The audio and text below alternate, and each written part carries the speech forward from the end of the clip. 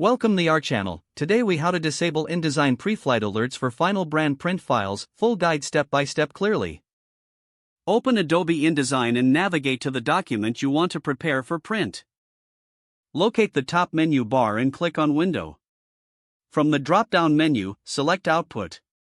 Now choose Preflight to open the Preflight. In the Preflight panel, you'll see a list of profile options. Select the profile currently in use for your document. To disable alerts, click on the small wrench icon in the upper right corner of the Preflight panel. This will open the Preflight Options dialog box.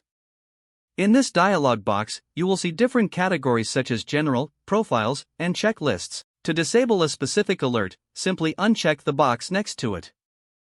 If you want to disable all alerts, you can uncheck all items in this list. Once you've made your selections, click the OK button to apply changes. To ensure the changes take effect, close the Preflight panel. Now, you can proceed with preparing your brand print files without interruptions from alerts. Remember to keep a copy of your settings in case you want to revert them later. You have now successfully disabled InDesign Preflight alerts for your final brand print files.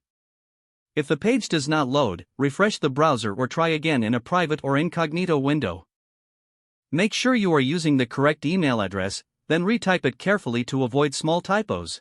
If your password is not accepted, use the reset option and create a new strong password you can remember. Check your spam folder for verification or security emails, then complete any requested confirmation steps. Enable two-factor authentication if available to improve account security and reduce unauthorized access risk. After signing in, review your profile details so your contact information and settings are accurate and current. If you see an error message, note it down and try again after restarting your device and internet connection. Log out when you finish, especially on shared devices, to keep your account and payment information secure. If the page does not load, refresh the browser or try again in a private or incognito window. Make sure you are using the correct email address, then retype it carefully to avoid small typos.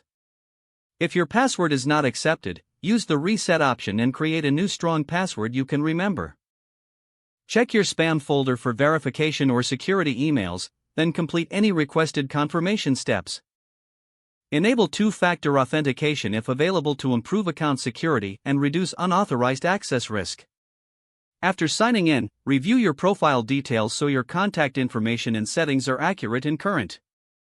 Don't forget to like this video and subscribe to our channel for more step-by-step tech guides.